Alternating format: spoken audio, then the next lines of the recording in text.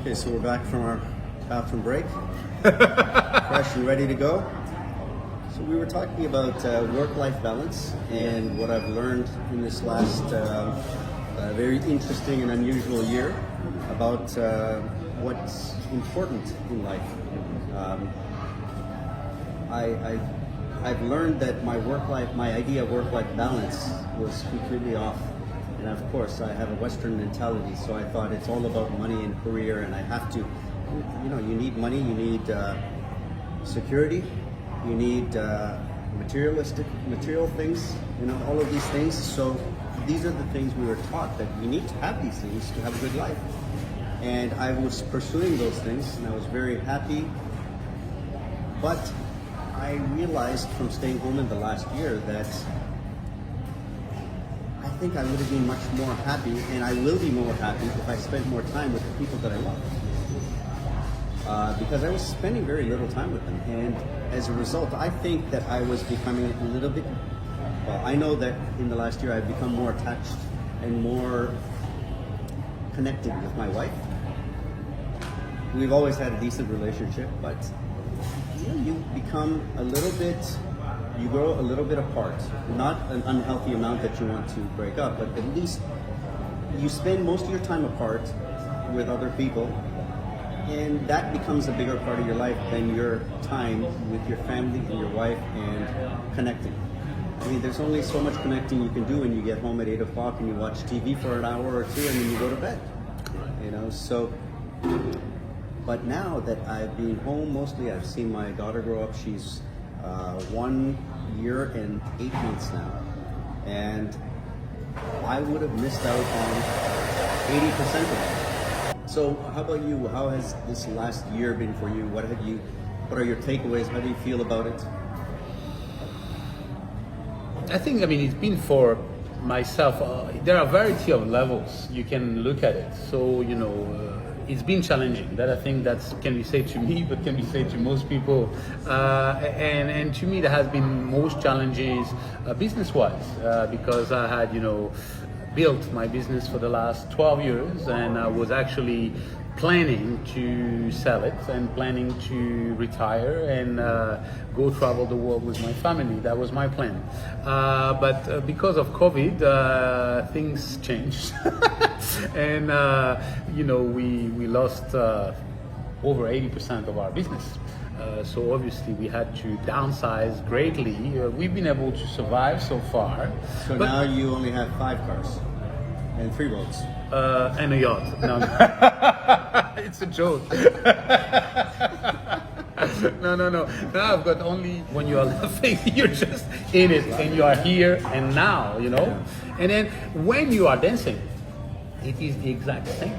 You are in connection with the music, with the environment, with the beat, with the person you may be dancing with the flow, with the public, and there is a total wholeness and connection with everything.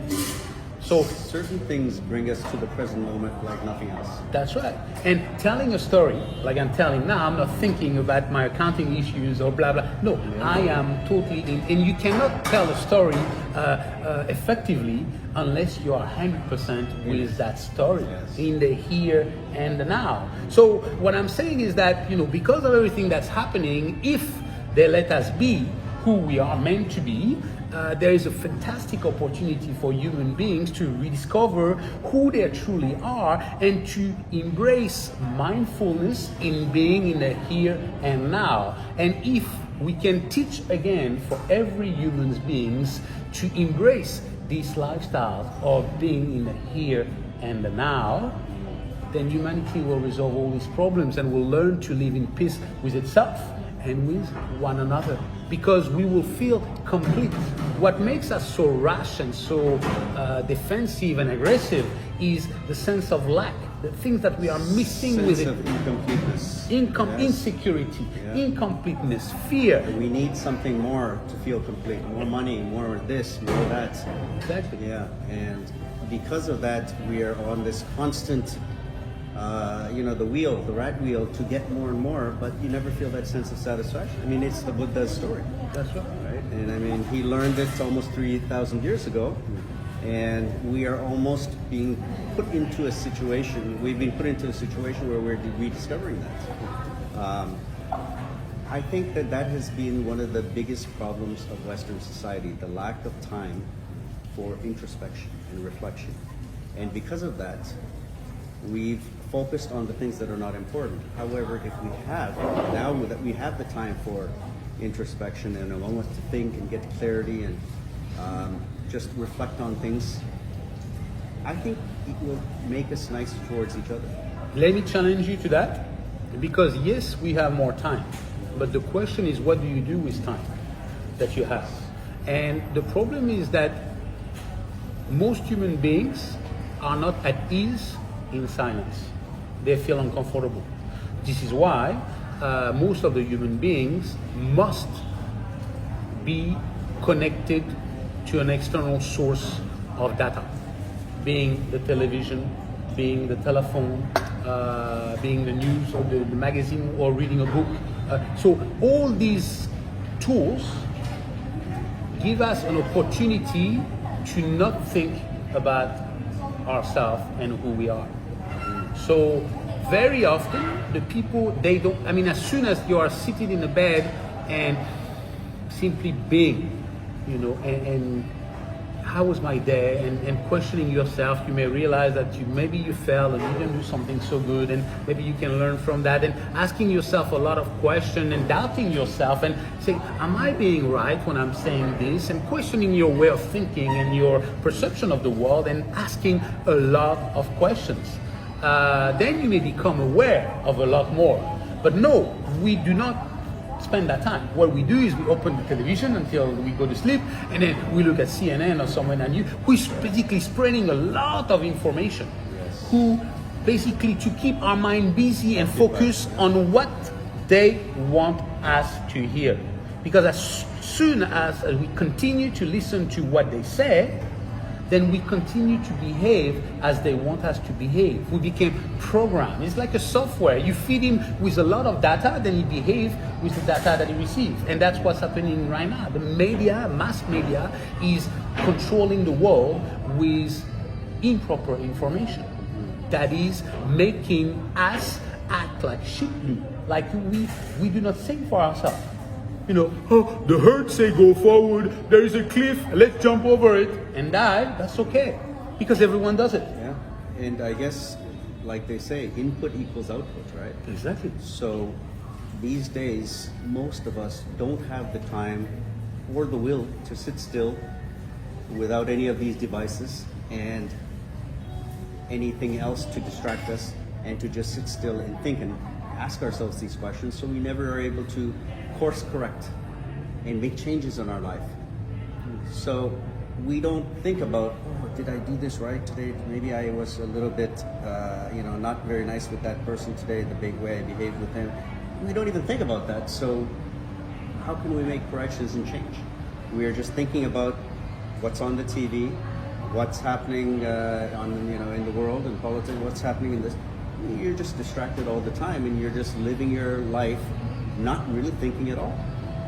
And we've been given this incredible machine, this brain, that we are not even using.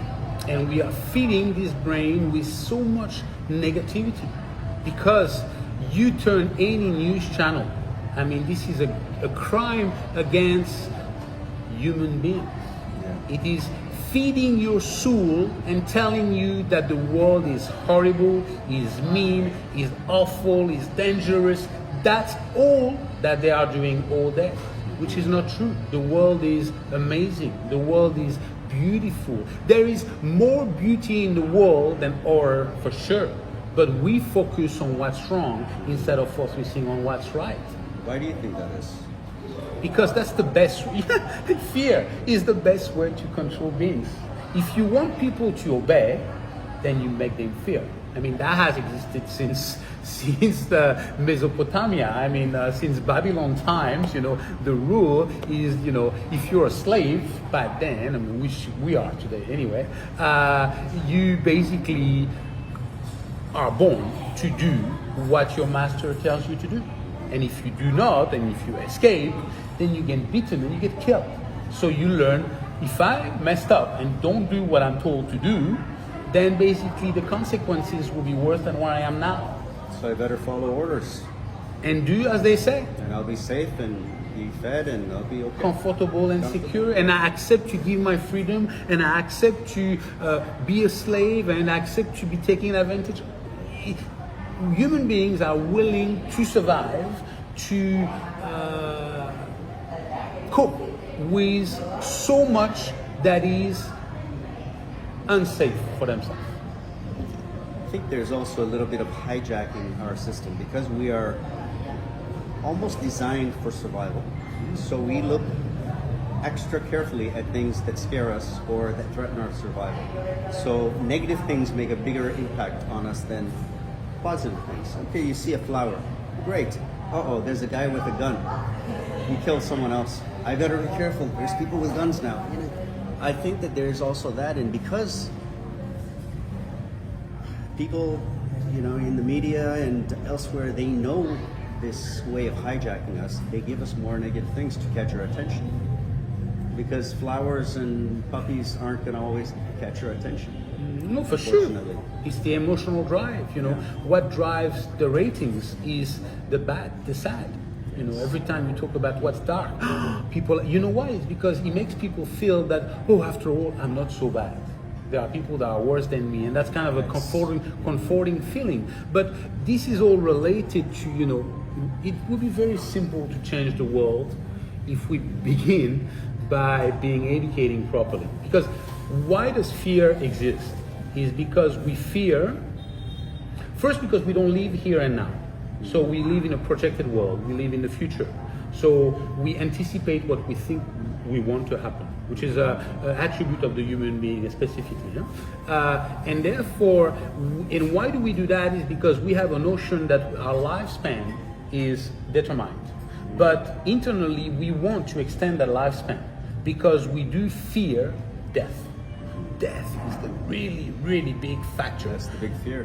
And since you are a child, you are, when someone dies, you mourn, and you were in dark, and then you cry. So it's really a saddening moment. And fortunately, it's not the case for every civilization on Earth, but it is the case in most places. But in fact, death is nothing more than a moment of life, like birth. It's equal, and there won't be death if there wasn't birth. I mean, it's just that there won't be sun if there is no night. These are binaries of the world, and there is nothing to worry about death. Death is just a part of life. And what happened after, we have absolutely no idea. So why being afraid of something we don't know? Because in fact, we think it's bad, but who knows? Maybe it's a lot better. Could be better. Statistically speaking, the odds are equal. But we are driven to think that this is the end of. It's not. Nothing dies, everything transforms. But we are not. If you educated your children from a very early, don't worry about this. You'll get to it. I'll get to it. Everyone will. That's life. And the day it happens, it's. Don't be so concerned, because first of all, it's just nature. Everything dies. Everything has a time for die. And what happened after that can also be very, very, very beautiful. And focusing on just that is very almost unproductive and useless, because you should be focusing on the time that you do have. Exactly. I mean, I'm worried about something that might happen tomorrow or 10 years or 30 or 50 years from now. And I'm wasting all this time that I have right now to live and be happy. Exactly. So it's very counterproductive. You see? So that is one of the pillars of the reasons why humans beings are most of them permanently unhappy.